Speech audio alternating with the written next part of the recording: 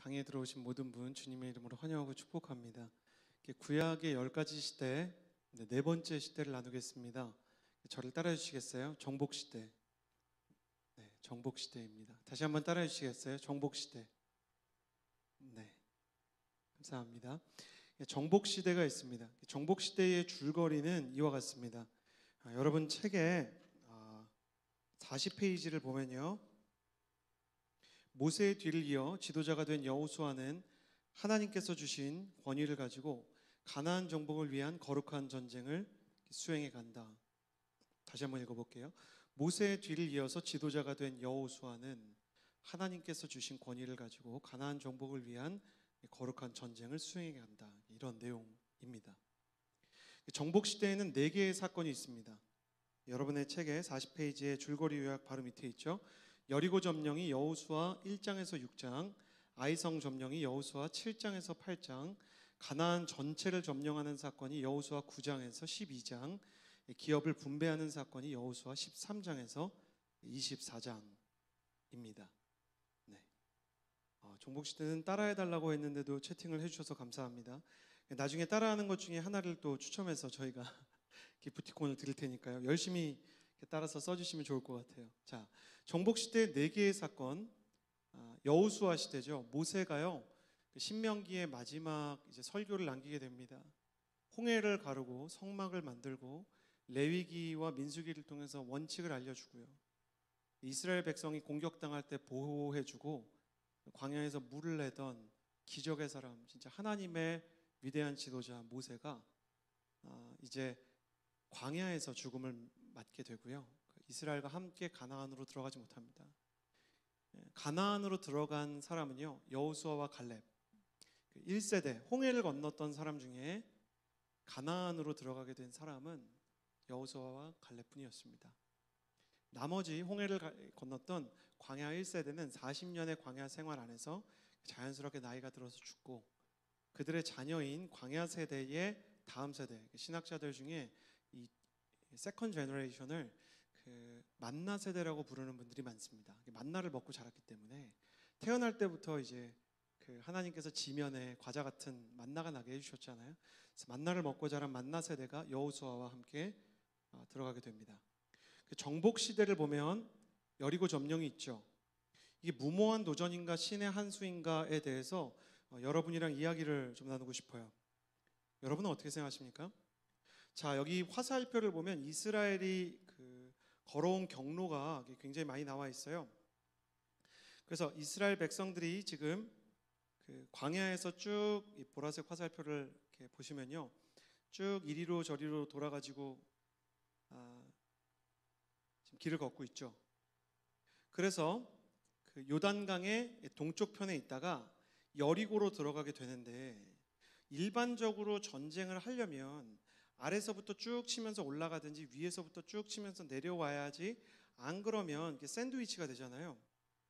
그런데 개의치 않고 계속해서 이스라엘 백성이 중간에서 전쟁을 시작을 합니다. 저는 사실 이 부분이 굉장히 이상하게 생각이 됐었어요. 이렇게 치다가 위나 아래에서 공격이 들어와서 샌드위치가 되면 어떻게 할까? 왜 하나님께서 이러한 전쟁을 하게 하셨을까? 이런 생각이 들었어요. 이거랑 비슷한 허리를 자르는 전략이 언제 한번 있었냐면, 우리 6.25 때 메가더 장군이 인천 상륙작전을 통해서 북한군의 보급로를 끄는 일이 있었지만, 그거는 북한이라는 나라가 한 나라일 때예요. 지금 가나안의 민족들은 9개의 민족으로 나누어져 있고 9개의 국가가 있단 말이에요. 근데 9개의 국가가 있는데 섣불리 아래를 쳤다가는 게임하시는 분들은 좀 이해하기 쉬울 것 같은데, 소위 양각 잡힌다 그래요. 위로 아래로 공격을 당하게 되는 거예요. 근데 하나님께서 일부러 이들이 가운데를 치게 하셨어요. 여기에는 분명한 이유가 있었습니다. 여리고의 지도를 보면 중앙부에 있는 이 여리고에서 트렌트 버틀러라는 신학자와 도널드 캠벨이라는 신학자가 있는데, 이제 여호수아 연구의 세계적인 이제 학자들이에요. 근데 이 학자들이 연구를 할 때 평소에 북쪽에, 여리고를 기준으로 북쪽에 있는 나라를 북방 국가라 그래요. 그래서 여리고를 기준으로 여리고와 함께 아래쪽에 있는 나라를 남방국가라고 얘기하는데, 죄송합니다. 제가 아까 9개라 그랬는데 7개의 국가가 있었어요. 위쪽에 4개, 아래쪽에 3개의 나라가 대립을 가지고 있었고, 남방에 3개가 동맹, 북방에 4개가 동맹, 이래서 3개 나라와 4개 나라가 이렇게 싸움을 하는 구조였어요. 그런데 이방에서 하나님이 기적을 주시는 이스라엘 백성이 자기네 가나안을 정벌하러 온다라는 얘기를 듣고 그들이 정중앙에 있었던 여리고에서 모이기로 작정을 합니다. 근데 하나님께서는 이 회담이 열리기 얼마 전에 여리고를 공격해버려요. 그래서 트렌트 버틀러와 도널드 캠벨이 이제 고고학적으로 연구를 해보니까 이때 가나안의 나라들이 서로를 믿지 못하게 돼요. 우리의 회담과 우리끼리만 알고 있었던, 초고위층만 알고 있었던 남방국가와 북방국가의 전체 동맹이 와해될 위기에 처했다. 그래서 자기네 나라들끼리, 가나안 나라들끼리 서로를 믿지 못해서 동맹이 다 각각 찢어지게 됩니다. 하나님은 여리고에서 일어나는 회담 직전에 여리고를 쳐서요, 그들이 서로 못 믿게 하셔서 어떤 나라도 자기네 나라만 신경 쓰느라, 각자 도생하느라 힘을 합쳐서 이스라엘 백성을 공격하지 못하게 했던 거예요. 여호수아 6장 2절에 보면 여호와께서 여호수아에게 이르시되 보라, 내가 여리고와 그 왕과 용사들을 너의 손에 넘겨주었다, 이렇게 얘기하셨죠. 내가 이 상황을 다 보고 있다. 내가 너를 괴롭게 하고 어렵게 하려는 게 아니다. 여리고 정벌은 무모한 도전이 아니라 신의 한 수였던 것이다. 주님께서 알려주시려고 했던 거예요. 하나님께서 우리에게 피할 수 없는 도전, 무모해 보이는, 시작도 하기 전에 패전을 예감할 만한 순간을 주실 때는 이유가 있습니다. 우리가 찾아야 하는 건요, 그 미션이 얼마나 어려운지도 아니고, 그리고 어떻게 하면 거기를 이길 수 있는지 전략도 아닙니다. 우리한테 중요한 건 심지어 하나님께서 왜 거기를 치게 하시는지 이유도 아니에요. 여호수아도 그거 모르고 들어갔기 때문에. 단 하나입니다. 우리가 집중해야 하는 건 하나님이 내게 그 일을 시키셨다, 이겁니다. 여러분, 하나님이 시킨 일이면 가야 됩니다. 하나님이 여러분을 그 땅으로 부르셨다면, 거길 가라 그러면 하나님께서 내게 이유를 주지 않으셔도 가야 돼요. 동기부여의 때를 기다리다가 신의 한 수가 될 만한 타이밍을 잃어버릴 때가 있습니다. 하나님의 타이밍은 동기부여보다 더 앞서 있을 때가 있습니다.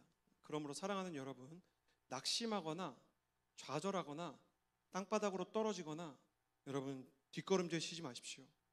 물론 이 여리고라는 성읍은요, 그 고고학적으로 지구상에서 가장 오래된 성 중에 하나입니다. 기원전 9,000년에 이미 도시의 형태를 띠기 시작했고 성벽이 둘러싸였고요. 역사적으로 몇 번의 전쟁과 파괴와 재건을 반복하면서 점차 이 여리고라는 성읍이 커지기 시작했습니다. 여호수아 시대의 여리고는 20제곱킬로미터 정도의 넓이로 추정되는데, 어느 정도 크기라고 생각하면 되냐면, 지금 약간 클럽 때문에 난리가 난 용산구, 이태원 동도 아니고 용산구, 용산구 전체를 휘감을 만한 성벽이 있었다. 이게 보통 문명이 아니지 않습니까? 심지어 성벽이 2개로 돼 있어요. 외성벽은 높이를 담당해서 12m 높이로 되어 있고요. 내성벽은 12m 높이가 아니라 조금 낮지만 6m 두께로 사람이 무기로 두드려도 무너지지 않는 견고한 성이었어요. 그러나 하나님께서는 지금 쳐야 된다 말씀을 해주셨어요. 당신의 삶에서 하나님이 무모한 도전을 하라고 할 때 주님의 음성이 확실하다면 가십시오. 지더라도 이기는 전쟁입니다. 돌아가더라도 빠른 길입니다. 고생하더라도 오히려 쉬운 길입니다. 지름길입니다. 주님께서 가라고 하신다면, 주님께서 맞다고 한다면 그 길을 가야 됩니다.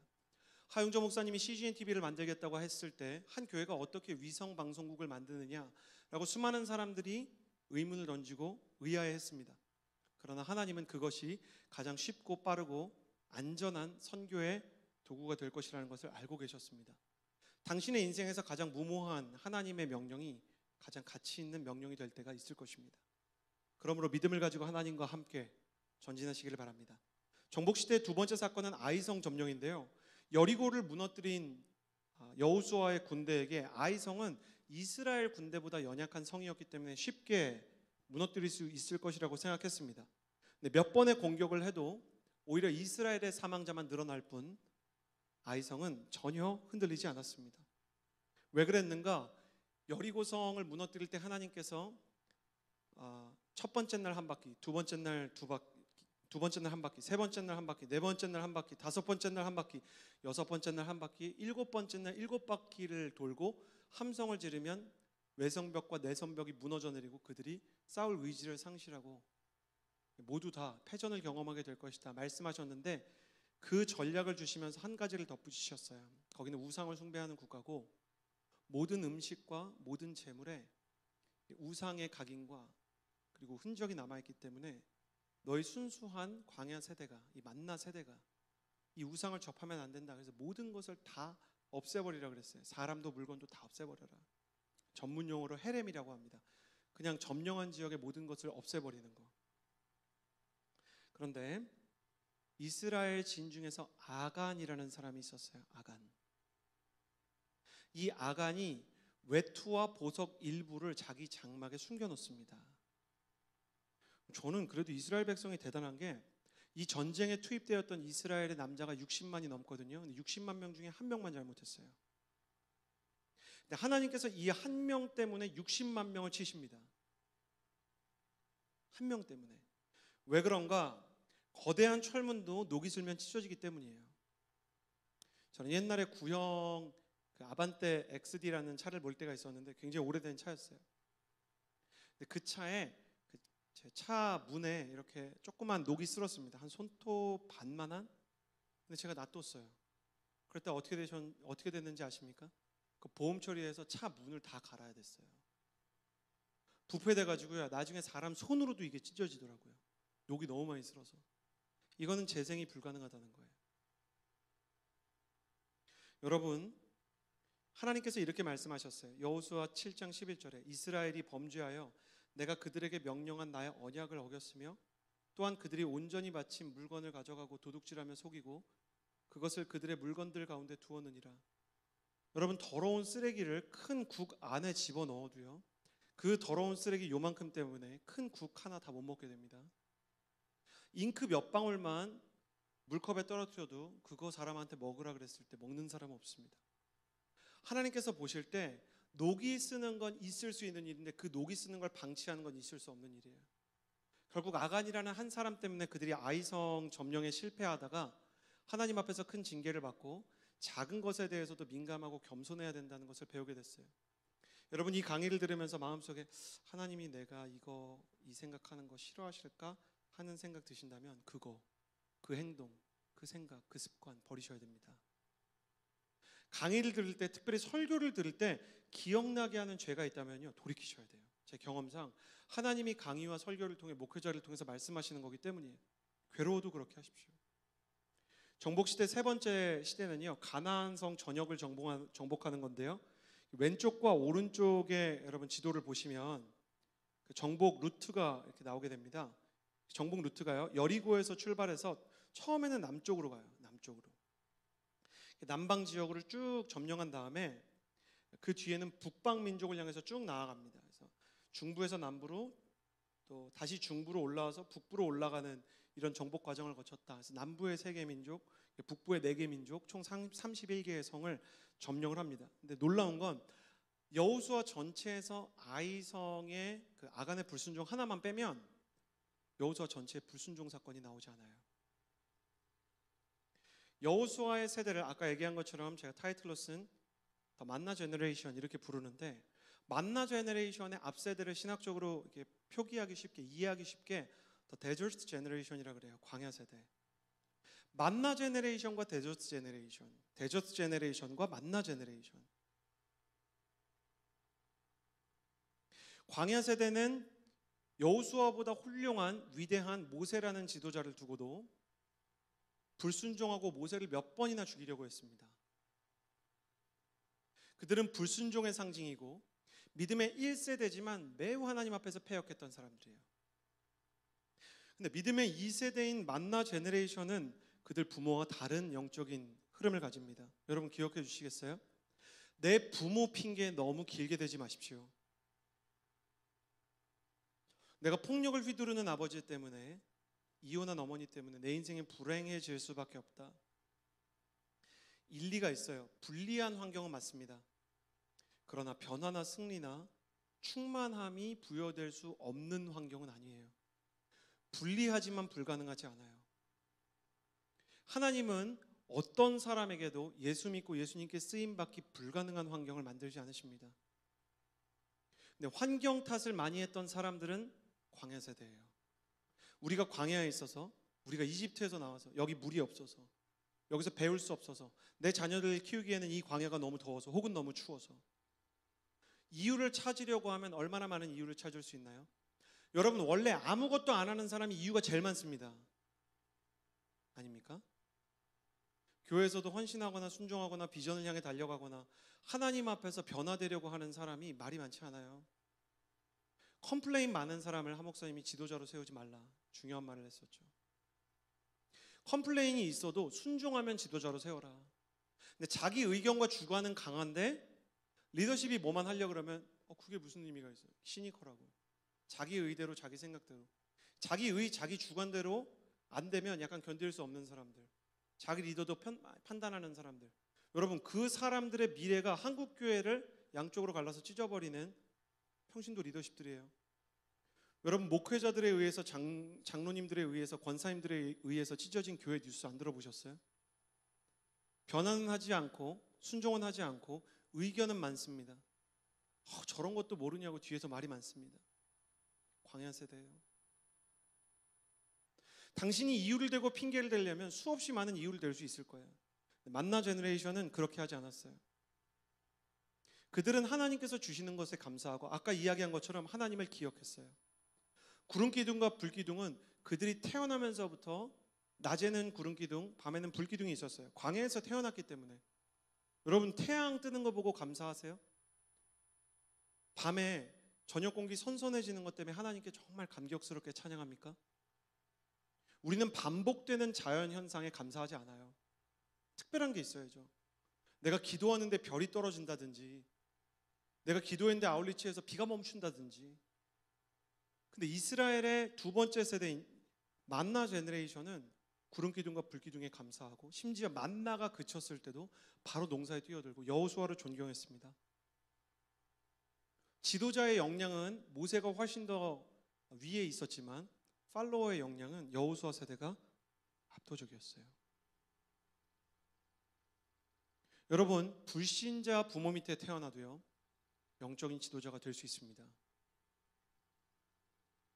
야곱의 밑에서 요셉이 태어났습니다.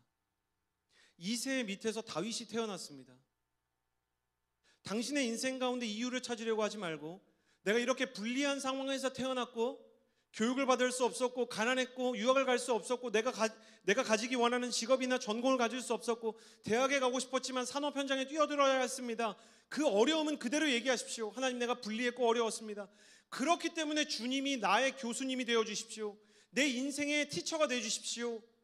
나의 비전의 후견인이 되어주십시오. 지난주에 여러분이 노아의 페이버 얘기하면서 주님이 나의 비전의 후견인이 되어주시고 후원자가 되어주신다, 그것에 대해서 얼마나 감동을 느끼셨나요? 제가 많은 피드백을 받았습니다. 그러나 막상 당신의 인생에 대해서는 원망과 불평만 찾고 있다면 당신이 데저트 제너레이션이 될 것인가, 만나 제너레이션이 될 것인가, 지금 선택해야 합니다. 감사를 선택할 것인가, 원망을 선택할 것인가. 목사님이 뭘 안다고 그러냐? 저도 저보다 고생을 한 분이 많이 있지만 쉬운 삶을 살진 않았습니다.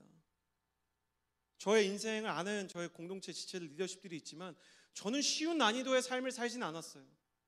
제 나이대에 경험해야 되는 일들을 경험하지 못하고 경험하지 말아야 되는, 성인이 돼서도 경험하면 힘들 만한 일들을 10대, 10살 이하에도 경험했습니다. 제가 잘해서가 아니라 주님께서 저를 거기서 건져내 주셨어요. 주님께서 그만큼 보상해 주셨습니다. 하나님과 함께 가는 길이라면 당신 손해보지 않을 것입니다. 내가 하나님을 선택하면 하나님도 날 버리지 않으십니다.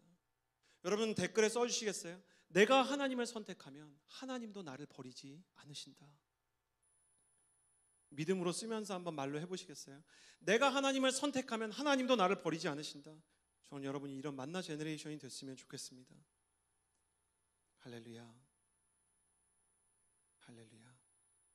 주님이 당신의 인생의 억울함과 원통함과 불리함을 커버해 주실 것입니다. 정복시대 네 번째, 기업 분배입니다.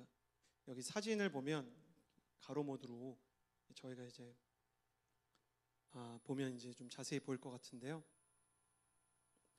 그 아셀 지파, 납달리 지파, 스불론, 이사갈이 요단 동편 북부에 요단 서편 북부에 있고요. 단과 므낫세 지파가 요단 동편 북부에 있습니다. 므낫세 지파는 기업이 반으로 나눠져 있어요. 그래서 므낫세 지파의 땅은 두 개로 나눠져 있었고 갓 지파가 있습니다. 그리고 유다 지파 흰색으로 돼 있고 시므온, 단, 베냐민 이런 지파들은 남부에 있고요. 에브라임이 좀 중심부에 있습니다. 베델을 중심으로 있죠.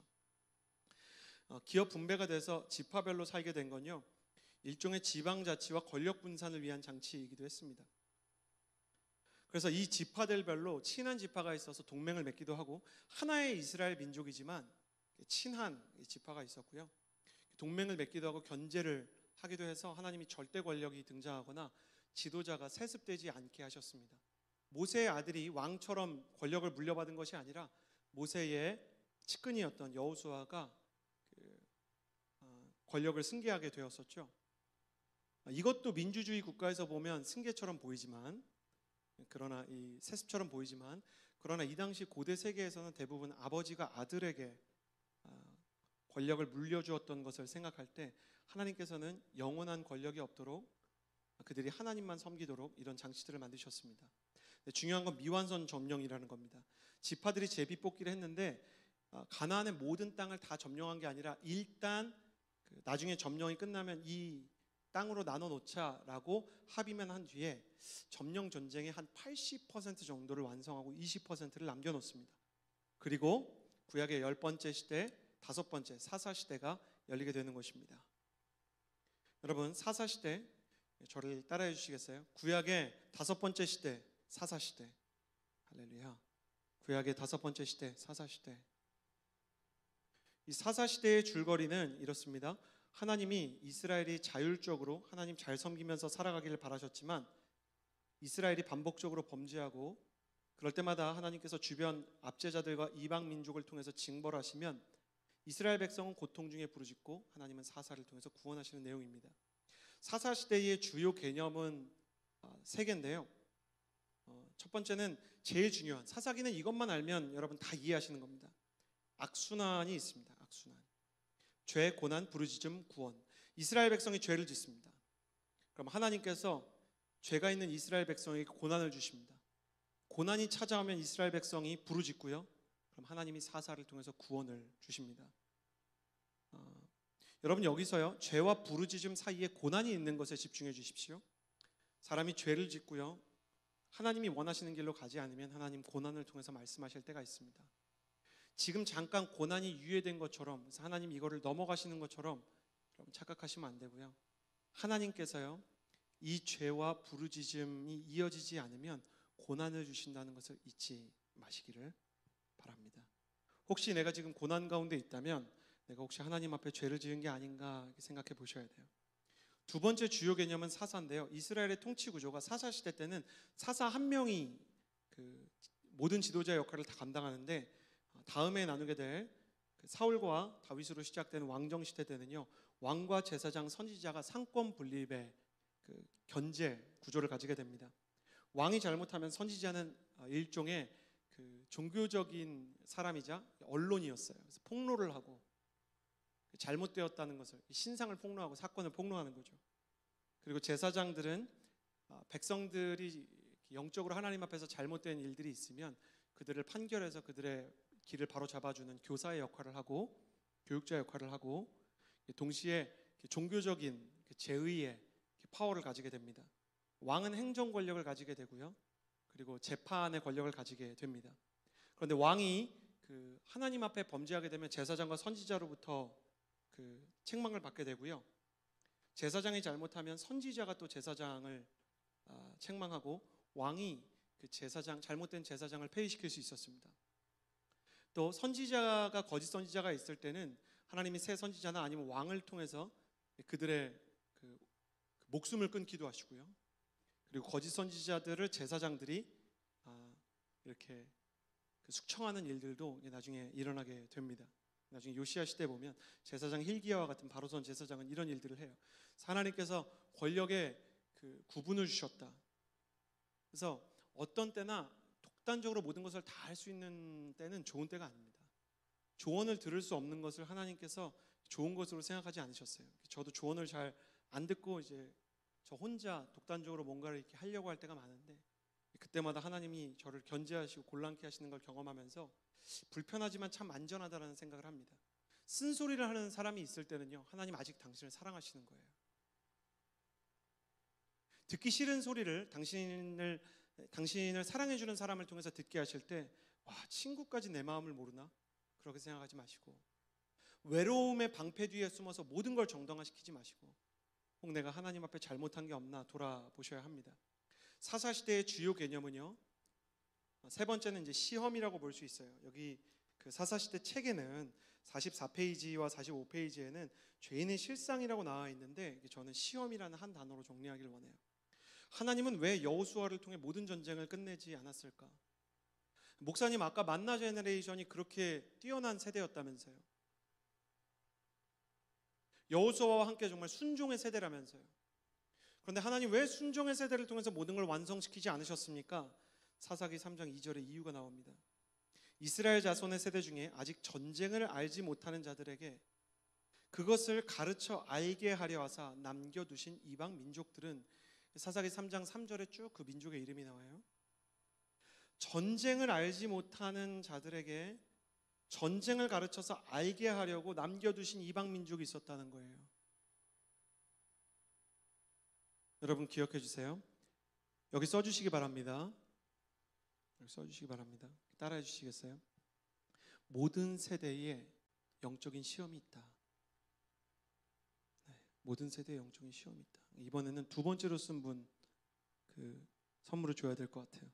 모든 시대에 영적인 시험이 있어요.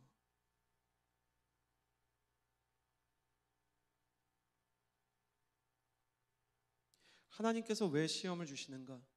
그들이 정말 준비된 시대인지 알려고 하는 거예요. 우리 앞 세대가요, 도덕적으로 부족함이 있고 연약함이 많습니다. 하나님 앞에서 하나님 믿는다 그러면서도 세상에 이렇게 욕먹게 하는 일들을 할 때가 있었습니다. 그러나 하나님께서 우리 세대에게 바라시는 것은 무엇입니까? 전 세대는 부족함이 많았지만 하나님 앞에 뜨겁게 기도하는 세대였습니다.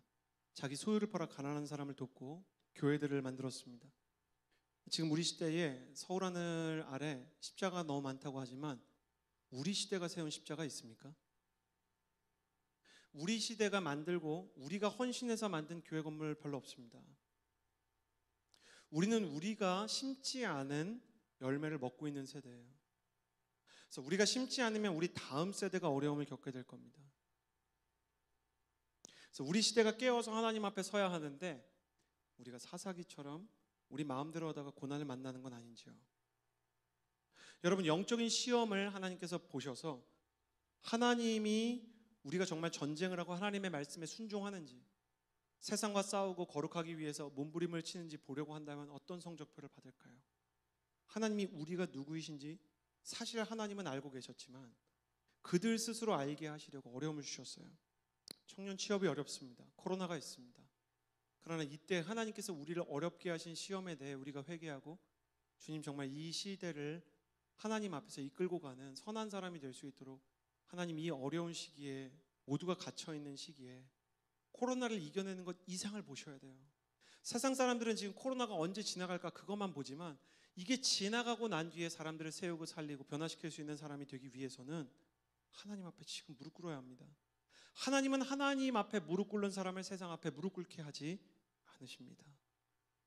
그래서요, 하나님께서 비록 우리 시대의 모든 전쟁을 끝내지 않으셨지만 내게 주신 전쟁과 시험에 대해 하나님이 원하시는 방식으로 응대하는 여호수아와 같은 사람, 사사와 다른 사람 되시기를 바랍니다. 모든 세대에 영적인 시험이 있다. 두 번째로 쓴 분은 방지혜 순장님이시군요. 순장님 기프티콘 곧 보내드리겠습니다. 이스라엘의 12사사를 정리해 보았습니다. 나중에 여러분 멈추셔서 이거 이렇게 캡처하셔도 좋습니다. 근데 빈칸이 있는데요. 빈칸은 실제로 그 성경에 써 있지 않은 겁니다. 가령 세 번째 사사인 삼갈은 어느 지파인지가 안 써 있습니다. 그리고 드보라와 바락은 같이 가나안 왕 야스빈과 시스라와 싸웠어요. 그러니까 네 번째 사사는 2명입니다.